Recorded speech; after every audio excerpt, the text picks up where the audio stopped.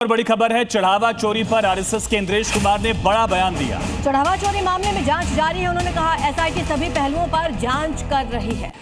इंद्रेश कुमार ने कहा कि इस मामले में राजनीति की जरूरत नहीं है, मामले में कार्रवाई होगी। मुख्यमंत्री ने भी कह दिया है एसआईटी जांच कर रही है, ये इंद्रेश कुमार की तरफ से कहा गया। एसआईटी है वो सब प्रकार से छानबीन करके जो भी कसूरवार हैं उनको पकड़ रही है, इंगित कर रही है। इसलिए किसी भी नेता ने इस पर राजनीति करने की कोई जरूरत नहीं है। सरकार, मंदिर ट्रस्ट, समाज इतना जागरूक है, वो कोई बेइंसाफी नहीं होने देगा।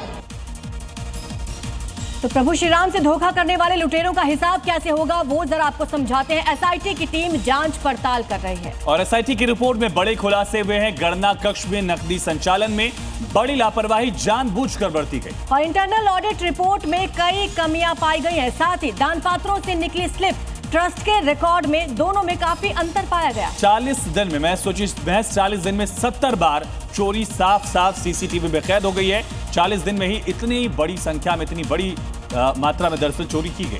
और गणना कक्ष के आसपास पर्याप्त सीसीटीवी कवरेज ही नहीं थी, उसके बाद वहां पर और सीसीटीवी लगाए गए हैं। तो आपको बता दें कि मात्र 40 दिन में इसका भंडाफोड़ हुआ और 8 आरोपी अब गिरफ्तार किए गए हैं। तो चढ़ावा चोरी मामले से जुड़ी एक और बड़ी खबर आपको बताते हैं। वीएचपी नेता आलोक कुमार का एक बयान सामने आया। आलोक कुमार ने कहा कि हमने त्यागपत्र नहीं मांगा था, ये बड़ा साहसपूर्ण कदम है। यानी वीएचपी अभी भी चंपत राय और साथ ही अनिल मिश्रा का साथ देने की कोशिश कर रही है। क्या कोई कानूनी मजबूरी नहीं थी कि वो त्याग पत्र दें।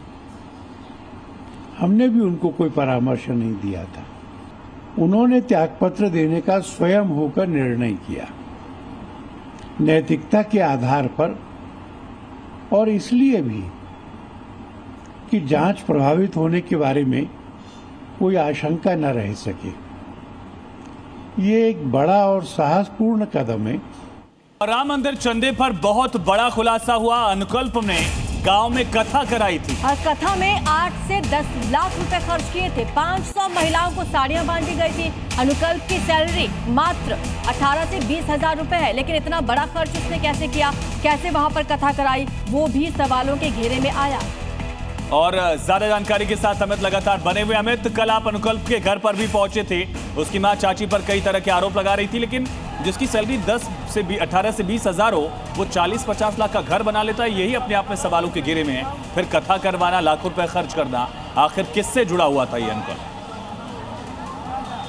देखिए, उनके जो पड़ोसी थे उनसे हमने बात की। उन्होंने कहा कि ये कुछ ही जो है महीने पहले आए थे, लगभग 1 वर्ष पहले कह सकते हैं कि वहाँ पर आए थे, और वो ज़्यादा किसी से संपर्क नहीं करते थे। हालांकि उन्होंने ये कहा कि उनके घर पर काफ़ी सारे लोग आते थे और वो उन पे वहाँ पर कई सारे जो है वो मीटिंग्स, बैठक जो है वो चलते रहते थे। बैठकों का दौर जो था वहाँ था, क्योंकि लोग आते थे। कुछ ना कुछ हो सकता है कि वो सारी चीज़ें, स्ट्रैटेजीज वहीं पर बनती हों, और जो ये पूरी बंदरबाट थी, ये भी हो सकता है कि उसी घर में होती हो। हालांकि हमने उनके घर वालों से जो है वो पूछने की कोशिश की, तो उन्होंने कहा कि हमें फंसाया जा रहा है। हालांकि वो अपनी बात रखने के लिए सामने नहीं आए, क्योंकि हमने बहुत प्रयास किया, तो फिर उन्होंने हमसे बातचीत ज़रूर की, लेकिन वो अपने रिश्तेदार पे ही पूरा आरोप मढ़ने की कोशिश कर रहे थे। लेकिन जो सबूत इस समय मिले हैं, बना रखिए, तमाम अपडेट्स हम आपसे लेते रहेंगे। तो चलिए अपने दर्शकों को इस पूरे मामले की क्रोनोलॉजी समझाते हैं कि आखिर ये मामला शुरू कहां से हुआ। पहला चरण, प्राण प्रतिष्ठा के बाद से करोड़ों रुपए का कैश और चढ़ावा आ रहा था। बैंक में जमा और रोजाना के रफ रजिस्टर में भारी अंतर देखा गया। जो यानी बैंक में पैसा जमा हुआ और जो रजिस्टर मेंटेन किया जा रहा था, उसमें बहुत बड़ा अंतर मिला। और जब सीसीटीवी फुटेज खंगाले गए तो कर्मचारियों की संदिग्ध हरकतें कैमरे में कैद हुई थी। फिर शुरू होता है दूसरा चरण, जब ट्रस्ट के अधिकारियों ने शासन स्तर पर इसकी गोपनीय जानकारी दी। और मामले की संवेदनशीलता को देखते हुए एसआईटी का गठन किया गया, ताकि एसआईटी अपने पूरी पड़ताल में इसको सामने लाए। एसआईटी ने पैसे ले जाने वाले पूरे रूट और स्टाफ को रेडार पर लिया कि कैमरा चेक किया गया। और फिर शुरू होता है तीसरा चरण, जब एसआईटी को दान पात्रों से पैसे गायब होने के सबूत मिले और मामले में शामिल 8 आरोपी सबूतों के आधार पर गिरफ्तार कर लिए गए। कोर्ट ने आरोपियों को 29 जून तक न्यायिक हिरासत यानी जुडिशियल कस्टडी में भेजा है। दूसरी तरफ ट्रस्ट के महासचिव चंपत राय और सदस्य ट्रस्टी अनिल मिश्रा ने इस्तीफा दे दिया है। इस्तीफा स्वीकार होगा नहीं होगा ये 11 तारीख को ट्रस्ट की बैठक में क्लियर होगा।